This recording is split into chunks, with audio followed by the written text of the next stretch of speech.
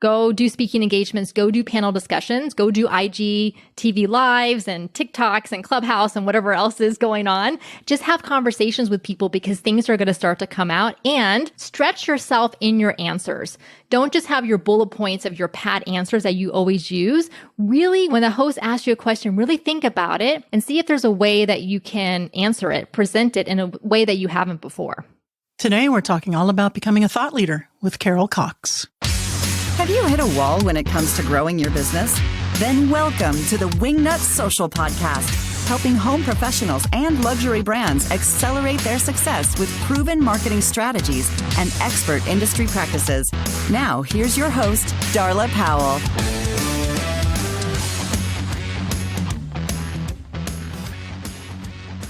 Hey there, thank you for listening. This podcast is brought to you by Wingnut Social, a marketing agency specializing in amplifying luxury brands across the U.S. and Canada. For more information, go to wingnutsocial.com. Hey there, welcome to the Wingnut Social podcast. I am your host, the Grand High Poobah of all things Wingnut, Darla Jethro Powell. And I am fresh off the heels of the event that will forever go in the annals of history, LuAnn Live, number 2, because I am a co-author in her book, The Well-Designed Business Podcast. I have to remember it. Power Talk Friday Experts, Volume 2. Is that it? That's it. So myself and my co-authors were a part of that huge 3-day extravaganza, which was super amazing. You guys, if you haven't picked up that book, you can go to the show notes at wingnutsocial.com/podcast, and it's for sale right there. You can get that. I have a full chapter on social media marketing, how to structure your strategy if you're a DIY kind of person. And of course, there's tons of business advice there for the interior design industry from my esteemed co-authoresses. They just happen to be all chicks. Oh, girl power. Oh, another selling angle. Girl power. So today's guest, you might be familiar with, there's Carol Cox of Speaking Your Brand, and she also has a podcast of the same name. Today, we're going to be talking about thought leadership, and if that's something that appeals to you, why it's so important, and if it's something you don't even know anything about, how it could help you in your business as kind of a parallel side situation there to establish yourself as an expert in your industry, maybe just to get that client confidence going, to increase your visibility and exposure, and who knows, you might be the next TED Talk Brene Brown extraordinaire. I know that Carol has coached some TED Talk people, though. If that is your thing, stay tuned for that for sure. But even if it isn't your thing, you're going to want to hear how becoming a thought leader can help you with your bottom line in your business. But before we get into that, you know what time it is. It is time for Mini News Sesh. Mini News Sesh. It's time for Mini News Sesh. Yeah. Okay, fresh back from the slave labor camp that is Wingnut Social. we have social media manager Hallie Zimmerman back again due to popular demand for the mini news session. Today, we're talking about Pinterest story pins. Pinterest has stories now, Hallie? That's right. Well, sort of. It's in beta testing. This is something that is actually not currently available to all right now. It's in beta testing, but it's going to be something that you're going to want to know about when you get into your app and you see that it says introducing story pins. You're going to know what it is and how to use it. So is it going to look basically like the same thing on Instagram or the fleets on Twitter now, like the same kind of formatted thing? Do we know yet, or how's that going down? Yeah. So if you think of it in the sense that, you tap on a story, it opens up, you're clicking through or you're swiping through different things, it will follow that same theory. But there's a couple of key differences here that are going to make a big difference for Pinterest marketing strategies. So just so you know, here's some of the key differences. What's going to happen is when you open these story pins is you're going to have anywhere from 2 to 20 pins within that story that you'll be able to utilize for different, content marketing strategies, whatever your information you're trying to deliver to your audience. It'll be all contained to one. Also, these will not disappear within 24 hours. They will have the capability to be saved to your Pinterest boards or for users to save them to their Pinterest boards. And I think the big difference, too, is that links could be technically included on each of the pins within each story. So, of course, that's different than Instagram, right? You got to have 10,000 followers to, be able to swipe up.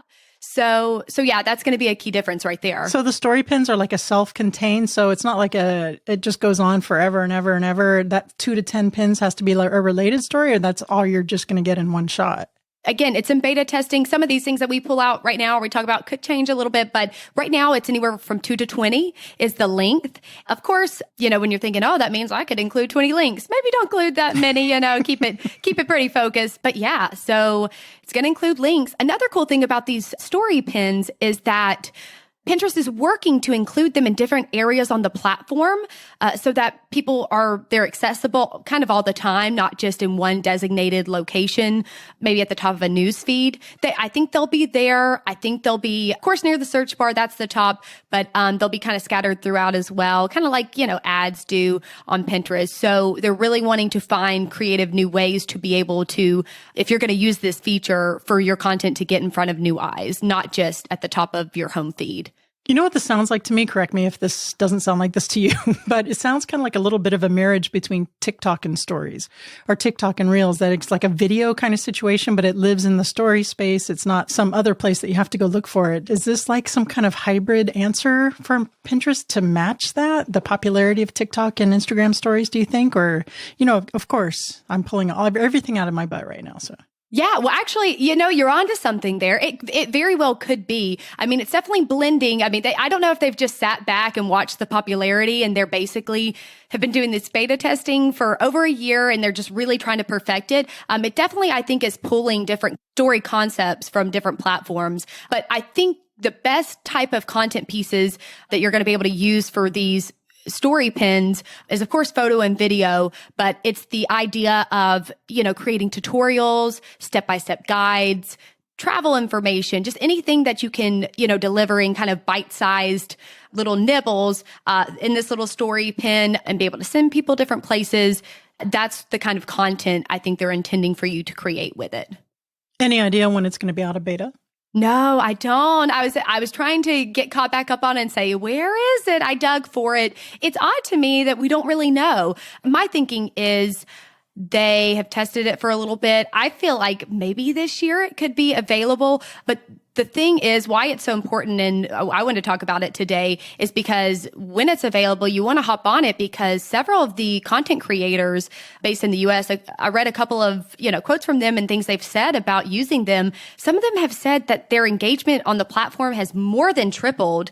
And, of course, they're having increased web traffic as the beta version that they were using at the time, if they were still including links in all these pins, it's increasing traffic outside of the platform as well. So, and of course, those are all good things. Those are the things we want. So yeah, I think it's something important and everyone just needs to keep their eyes peeled for this. I'm not sure when it will come though. That was another thing I was going to ask. You know how like Instagram rewards you for using their new features? I was wondering if Pinterest had something like that. It sounds like that could be the case anecdotally. Do you know what they're looking for a beta tester? Or is it just random? Do we have any stats on that? Well, they've tested in a couple different countries. They've done a lot of testing with US-based content creators on Pinterest. And I think they're just looking for people who have heavily used the platform, probably have lots of followers or putting out content all the time. As you can imagine, I know sometimes on Instagram, Facebook, they run tests like that where they kind of single out specific content creators. And because I guess they already have a huge following and things like that, they'll be able to see with their numbers kind of how things are performing and make adjustments from there. So that's the one thing that I think I've seen is that it's just people with heavily used Pinterest for their marketing strategies and they've got a lot of followers. Awesome. All right. Terrific. We'll be on the lookout for that. Pinterest stories, just one more thing we have to stay on top of. There's not enough time in the day now, but that's okay. This is what we call job security. Hallie Zimmerman, thank you so much for joining us again. We'll see you next week. Thank you. Mini new sesh. Yeah.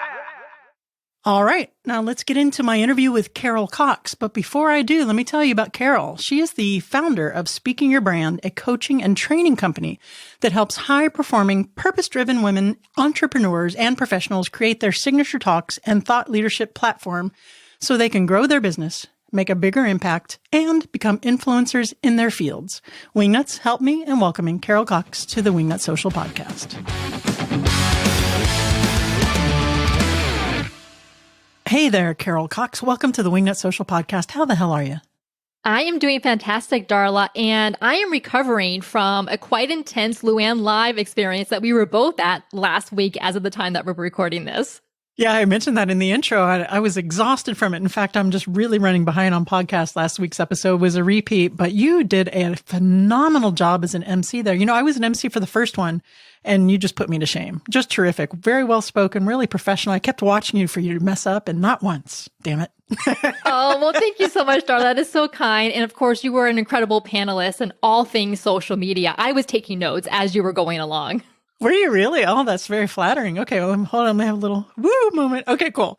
All right. So speaking of events and speaking of speaking, how redundant is that? Public speaking. We're going to talk about becoming a thought leader. Now, LuAnn, if you're not familiar, she has the podcast, A Well-Designed Business Podcast. I'm a co-author in a book, like I mentioned in the intro, is a definite thought leader in the interior design space. So she comes by it honest. She started out honest. I'm sure she's had some training along the way to become a more sought after speaker and really polished up, but she's been terrific from the very beginning.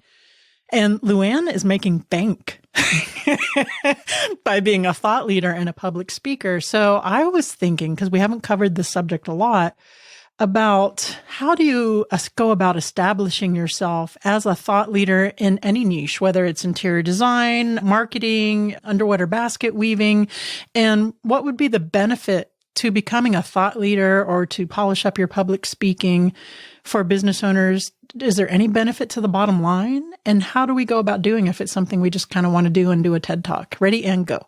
Yes, I was going to say, all right, how much time do we have? This sounds like a 90-minute workshop that we can put together, which I'm happy to do. All right, so let's start first with what exactly is a thought leader. And you are welcome to like that term, not like that term, choose to use it for yourself. You don't have to put it on LinkedIn. You don't have to put it on your resume. You can just tell yourself that that's what you want to be. You can also call yourself an influencer or someone who's an expert in your space or your industry. I use the term thought leader because it's well known. And of course, as we know, as marketers, we want to use the terms that people are familiar with. And so as a thought leader, I define a thought leader as someone who is kind of like putting a stake in the ground. They're talking about things within their industry, within their niche that maybe aren't getting discussed as much. And so it's in their kind of like little circle of influence, their circle of the internet. What are things that are not getting talked about that they can now bring up? They can start discussing because they have a unique viewpoint on it. They are also very direct and bold in their communication. Like they don't pussyfoot around with whatever it is that they're talking about. And they're putting out original content and they're wrapping it in what I call a thought leadership container or a project. And we can talk a little bit more about what those containers can look like. But that's really what sets apart, say, a thought leader from just a business owner or entrepreneur or a marketer, is they're creating something that other people, their audience, can participate in. And that's that thought leadership container. Okay, so let's say you're a small business owner, which is the majority of the listeners to this audience, and really mostly niched into the interior design side. You have a business, it's running along smoothly, you're making money, you're pretty cool with that. What would be the advantage be to stretching those muscles, those presentation thought leader, going out creating content muscles for the bottom line? Or would you just have to have a passion to just be front and center and to share your knowledge with people in a way to help them? So you say on a marketing level, I know it's important to become visible with speaking. I've experienced it firsthand and it has helped me in the bottom line, but just generally speaking, I mean, if they don't have that drive and that passion, is it something that they should go outside of their comfort zone and really try to maybe get better at? Or no, this is just for diehard people who are passionate about public speaking and wanting to be a thought leader, which, by the way, I don't hate that term. I'm not too keen on the influencer, but it is what it is. To each their own, tomato, tomato, right? Yeah. Influencer, just to me, when I hear it, I go, ah. All right. Sorry. That was a long-winded question. Yeah. I would distinguish a little bit between being a speaker and a thought leader. A lot of our clients who come to work with us, they are entrepreneurs and they do public speaking as a marketing and lead generation channel. So they go to conferences, they do breakout sessions. It's very training, tactically oriented content, like, 5 mistakes people make on social media and what to do instead, like those types of conference breakout sessions. Or they do speaking for industry associations, organizations, either unpaid or paid, either one. And so it's great content, it's value-packed content, and it definitely impacts their bottom line because they're getting lead generation and they're getting clients from going out in public speaking, and sometimes they're also getting revenue, so direct speaking fees from it. So now, to address the thought leader part of it, that is, I believe, where the passion comes in. It's kind of like, what do you get on your soapbox about that you really feel strongly about, and that you know that you sharing that message to other people can help them and can help more people. And ultimately, what thought leaders do is they help people understand themselves better. You, as the speaker, the person creating the content, you become a mirror or reflection for them, and they learn more about themselves through your experience and your journey. So the one that most people are probably aware of is Brené Brown. When her first TEDx talk really took off like 10, 11 years ago, she talked about the research she was doing around shame and vulnerability and the desire we have for connection and belonging. But what made her TEDx talk so popular is because she put herself into it. She said, I went to my therapist and I realized, looking in the mirror, oh, this research applies to me. I have work I need to do. And then by extension, the people listening to her talk, they're putting themselves in her situation and saying, oh, this is something that I need to work on as well. That's what I believe thought leaders do at their best. So let's say, as a thought leader, let's say Darla Powell wants to push something that she's passionate about, which is something that I do, and that is the social media marketing for interior designers. That's why Wingnut Social was born, because it has made such an impact in my life and taken my business in relatively incredibly short time, 4 years, from zero to visible. And a lot of interior designers don't really understand the social media, or they don't really understand the importance of the digital marketing for their pipeline and their future. And I'm super passionate about that. I'm super passionate about putting that out there. So when I tell my story about it, because I have done that, and I've said, I was a cop 4 years ago, and I'm an interior designer. Now I have this or that or the other thing. Am I presenting that correctly by telling my story and saying I did this and this is what I accomplished? And how do I do that in such a way to where I'm making that story about them and not me so much, where they're putting themselves in that place? Love this question, Darla. There is a writer, an author, whose name is Sue Monk Kidd. She writes novels. And she said that the deeper we go into our own personal experience, the more it becomes a universal experience.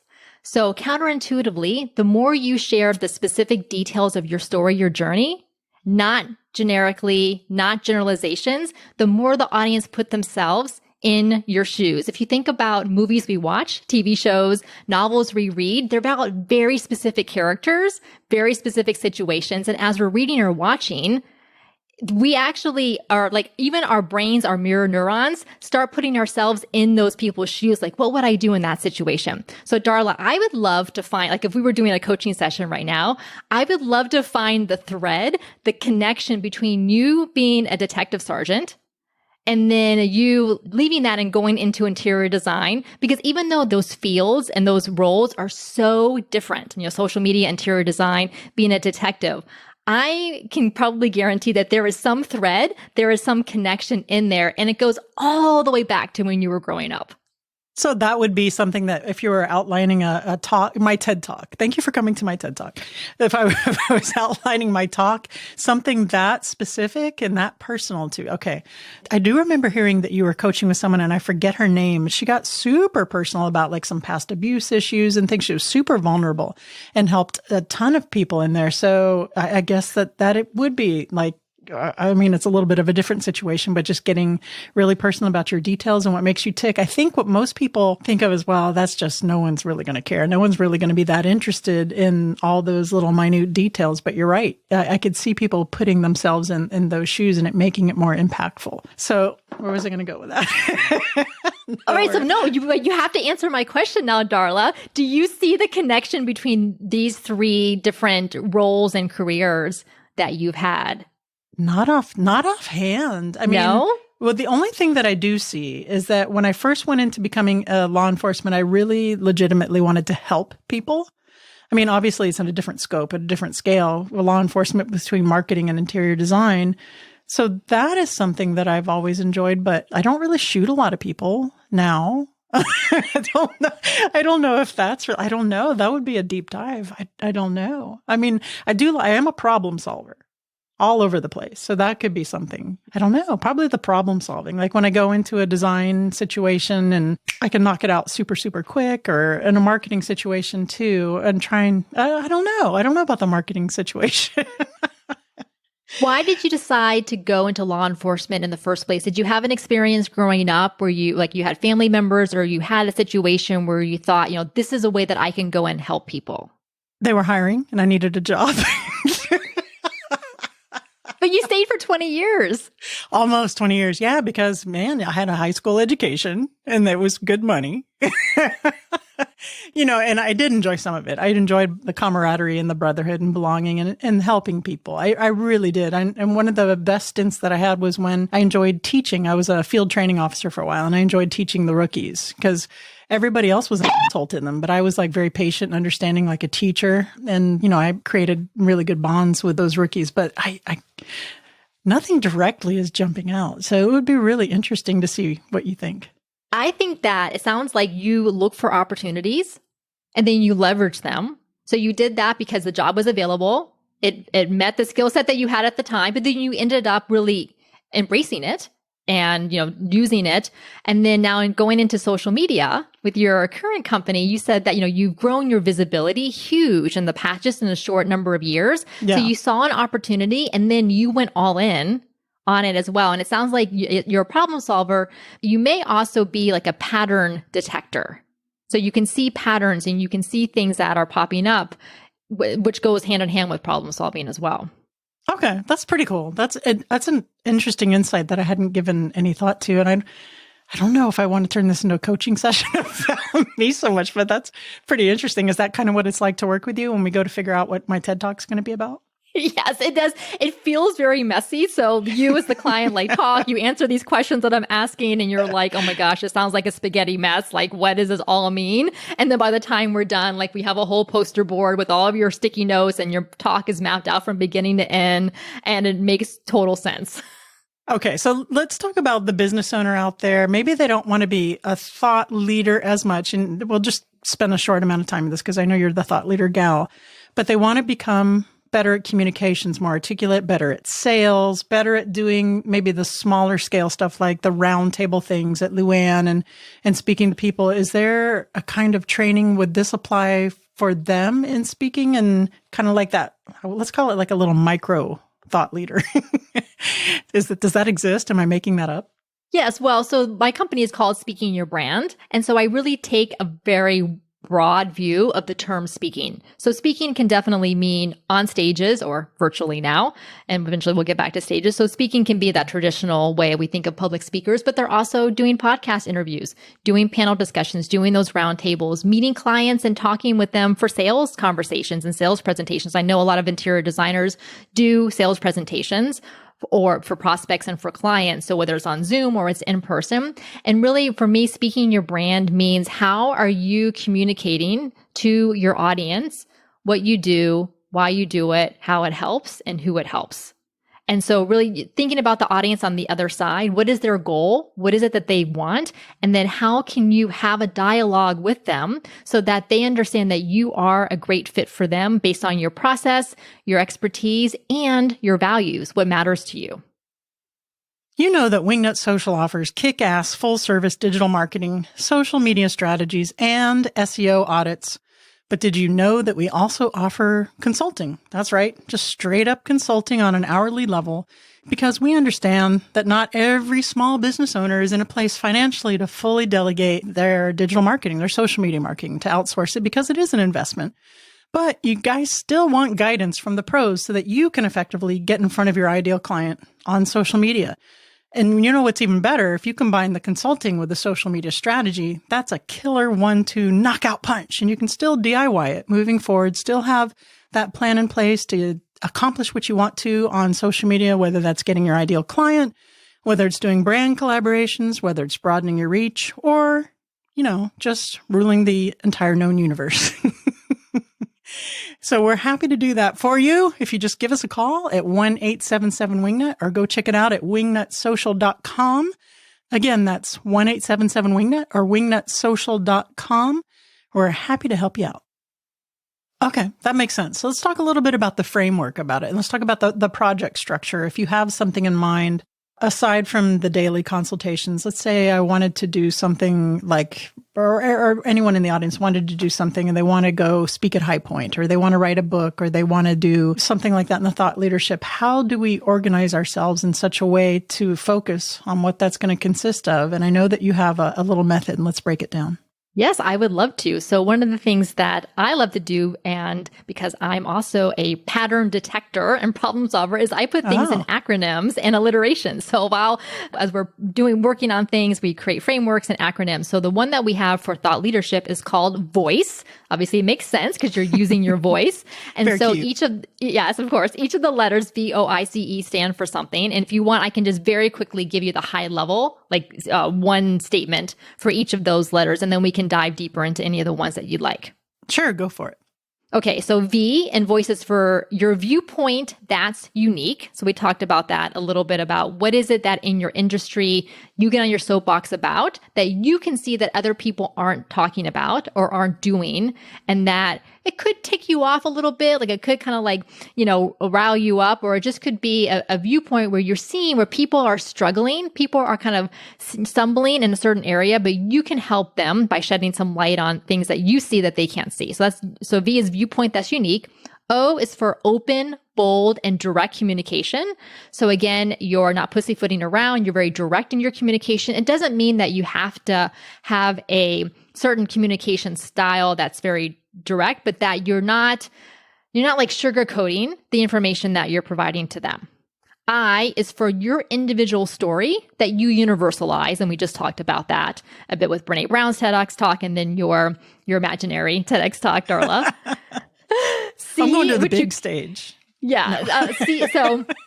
C and voice is for the container or the project for your thought leadership message. And that's the one that we can come back to. I think that one is something that really people can grab onto and understand. And then E and voice is for being emotive, real, and vulnerable in your content and in your delivery. And again, like just using that Brene Brown example, when she did her TEDx talk, she was very vulnerable. She was very real. She was very authentic, to overuse that word. But that's what captivated people, is because they saw like, oh, she's a real person and she's not hiding things from us. She's not trying to pretend that she has it all together, because vulnerability is contagious. When you open up and are vulnerable with your audience, they realize, oh, I can now look at myself and I can work on these things too, because I recognize that not everyone is perfect. And they're not alone. They feel validated. Exactly. Okay, so let's go to the C of that, the container part, because that's going to be where some of the structure lies, right? Yes. So for the container or the project for your thought leadership, again, this is a way for your audience to get involved in what you're doing. It's almost like a bucket for your message. Like imagine that people can pick up a bucket and carry it with them. And the beauty of having a container for your thought leadership message is that it becomes much more shareable and memorable for people, because, and you know this, Darla, being in social media, is that we want to amplify our own social media content by having others share it for us. So if you have a thought leadership project, that makes it so much easier for them to do so. So what could this look like? It could be a challenge, like an Instagram challenge that you run, and it not necessarily a task-based challenge. Like there's a lot of challenges out there that are like 5-day challenge, do this on day 1, do that on day 2, like go, organize your kitchen or that kind of thing. But for a thought leadership challenge, you really want to encourage people to go deeper, to think deeper, to reflect deeper. I'm thinking of, there's a woman, Layla Saeed. She wrote a book called Me and White Supremacy that our clients read as part of a book club last summer after the George Floyd murder and the racial reckoning that was happening. Her book came from an Instagram challenge that she had run the year before using that hashtag Me and White Supremacy. And in the challenge, it was to get white people in particular to reflect on their understandings of race. So that was her thought leadership project that ended up getting this huge book deal, right? And then all these speaking engagements after that. Mm-hmm. So it could be a challenge. It could be an event like LuAnn. We mentioned LuAnn Nigera, her LuAnn Live event. That is a thought leadership project for her. She had in the book that she did that you're in as well. So that's her. And then she's bringing in collaborators, which is even more amplifying the message and getting more people to share. So an event is great. We have an event coming up April 1st, which is our thought leadership project. We ran it in October because I said to myself, well, I better actually do what I tell other people to do and create this thought leadership project. Right? So we created this event and we're doing it again in April. And so it could be an event. It could be a book. So a book, but then you would want something to go along with that, like a challenge again, so people can get involved. It can also be an initiative. I have a client who she is a healthcare executive in corporate leadership.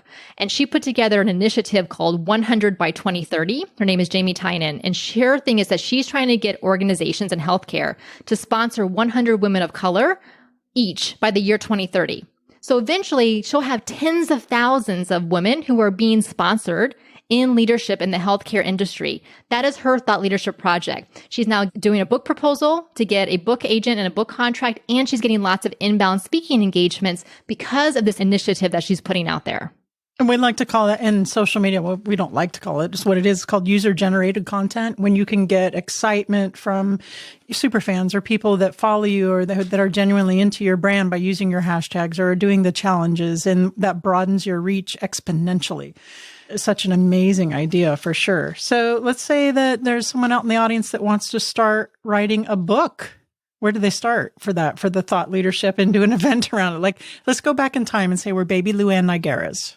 What are we doing? Yes. Okay. So I am not a book coach. So I cannot tell you I need to sit down and start writing my own book. So I am definitely not the person to get advice from as far as writing and finishing a book. There are amazing book coaches and book editors out there, if that's the thing that you want to do, who will hold your feet to the fire and keep you accountable to do it. But think about it this way.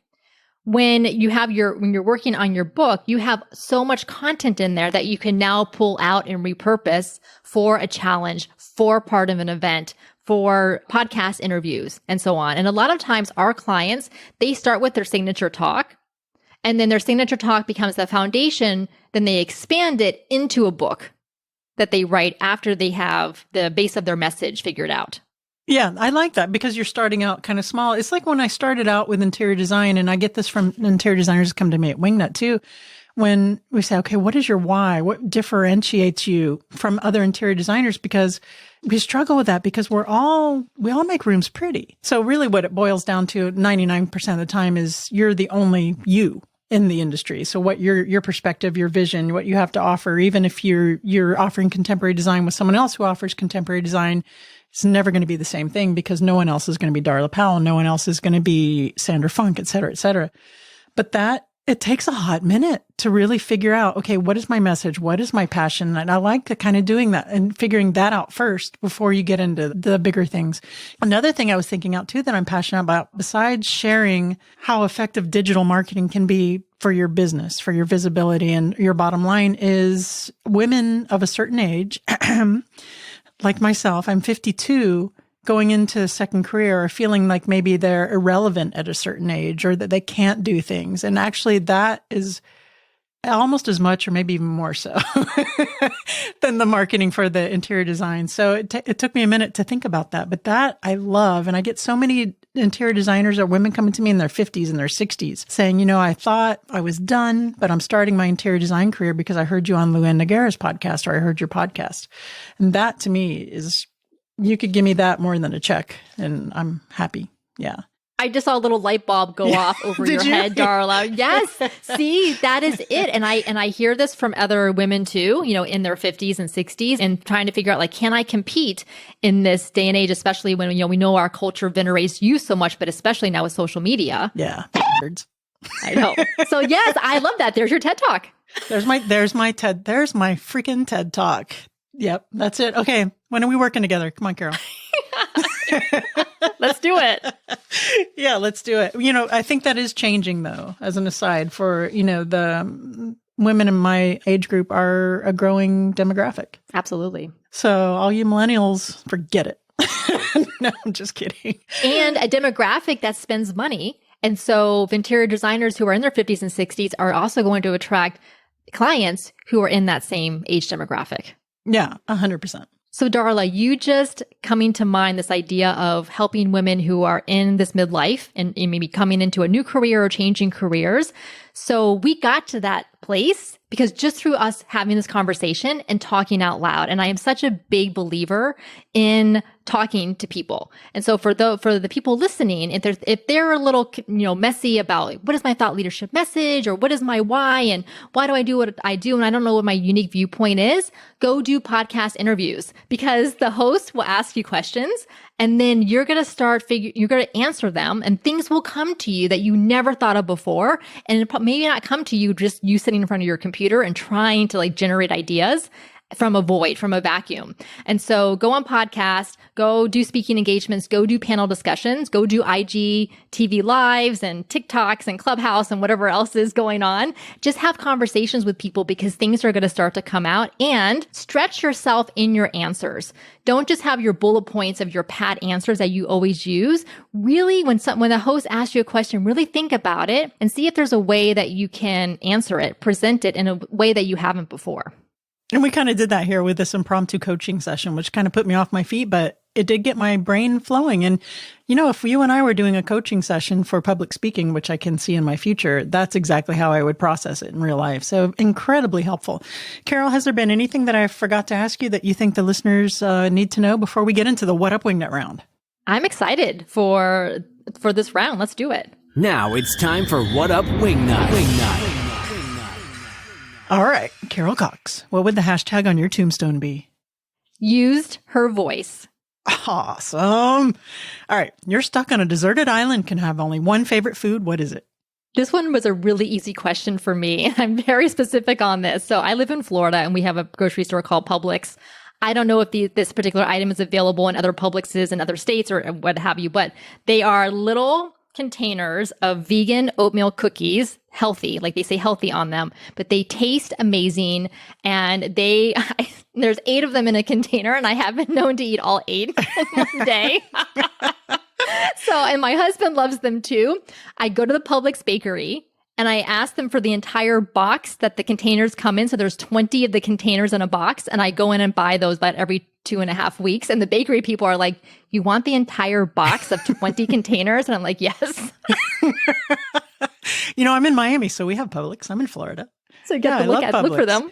No, I'm a Debbie cake girl, not vegan cookies so much. But I'm totally feeling where you're coming from. But they don't taste like vegan cookies, really. I'm gonna tell people they taste really good. I'm gonna have to take your word for that. And please recommend a book that has had an impact on you either personally or professionally. Okay, so I have 2 books, but by the same author. So it's cheating a little bit, so they do the professional and the personal. So the author is Elizabeth Gilbert.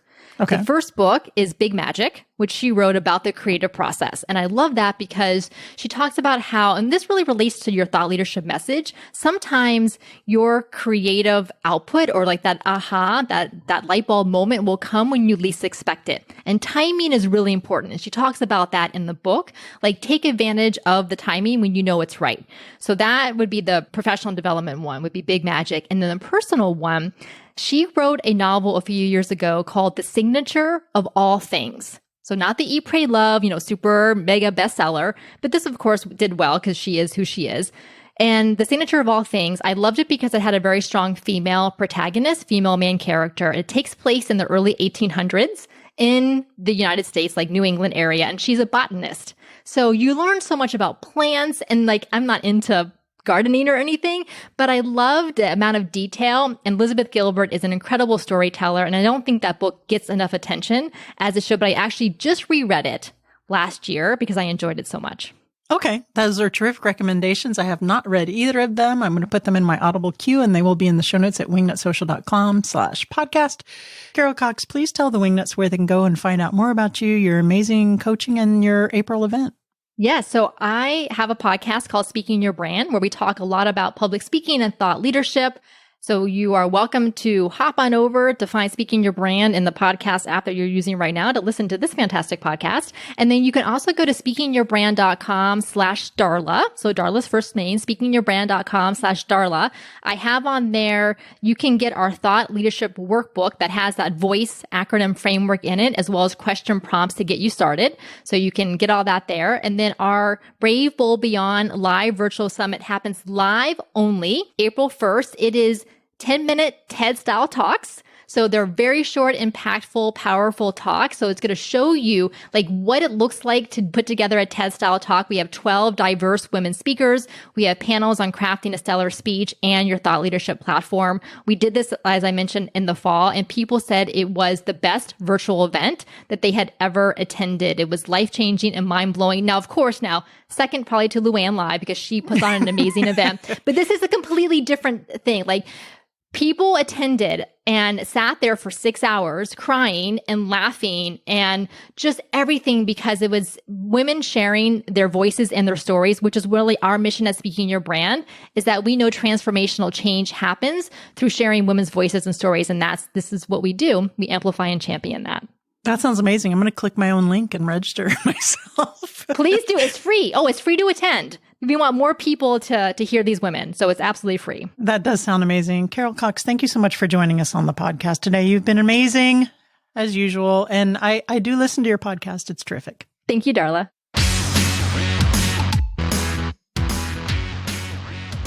Well, I got to say that if you're out there and you're thinking of, okay, maybe I want to elevate my game into being a thought leader, or there's something I'm super passionate about, I'd like to share my story and help the audience to become better people, to understand something, to better themselves, or to learn from some of the hard stuff that you've been through in your life. Carol Cox is your girl.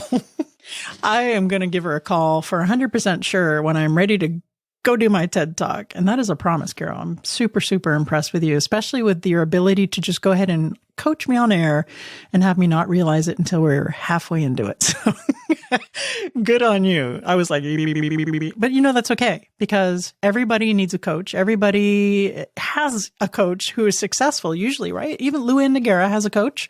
She has several coaches. People who are billionaires are out there that are very successful. They have coaches and their coaches have coaches. It's just kind of a thing because you're going to get someone who is an expert in a field that you're just not into all the time. I mean, you want to come to me for social media. Come to me for even doing some podcasting, although Carol has an amazing, excellent podcast as well. Public speaking, I'm getting better at, the more I do it, but I'm not someone who can coach it. So definitely highly recommend Carol if that's going to be your thing to help you structure and help you figure out your passion and your why. Of course, everything Carol talked about will be in the show notes and the link for her event in April, which sounds super amazing. I will see you there because I am totally signing up for that. And if you want to know where I will be speaking next, I'm doing 100 million webinars between now and the end of 2021. You can see my journey into becoming a more professional public speaker. Carol, I'm talking to you. Go to our Instagram over there at Wingnut Social. You can look at the link in the bio and everything that's upcoming should be listed there. We have some ASID talks. There's actually one today, if you're listening to this in real time, on Wednesday, the 17th of February for ASID. I think it's free registration, whether you remember or not. I'm not 100% sure about that, but go in there and look at the link in the bio. And we have an advanced social media class coming up, which is a separate ASID talk that I'm doing. And I want to say that there's some more in there. I'm a little swamped. It's kind of hard to keep up, but go check that out at Wingnut Social on Instagram no, that's it. But go check that out on Wingnut Social at Instagram at the link in the bio. Also, if you like what you hear, please leave us a review on whatever the hell you're listening to this podcast on. If you need help with social media marketing for your luxury brand, hop on over to wingnutsocial.com or give us a call at 1-877-WINGNUT. And remember to get out there, get uncomfortable, and be great. You've reached the end of this episode of Wingnut Social, but that's only the first step into accelerating your business the Wingnut way. Head over to wingnutsocial.com or call us at 1-877-WINGNUT to see how we can help you take your business from social mediocre to social media master. We'll see you on the next episode of Wingnut Social, your social media tightly fastened.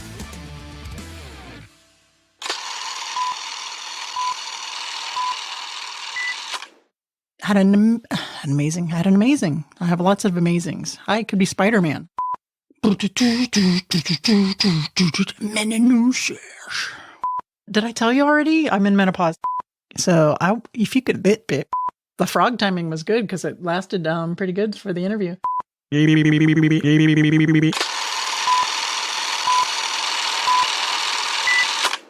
Good boy, Mango.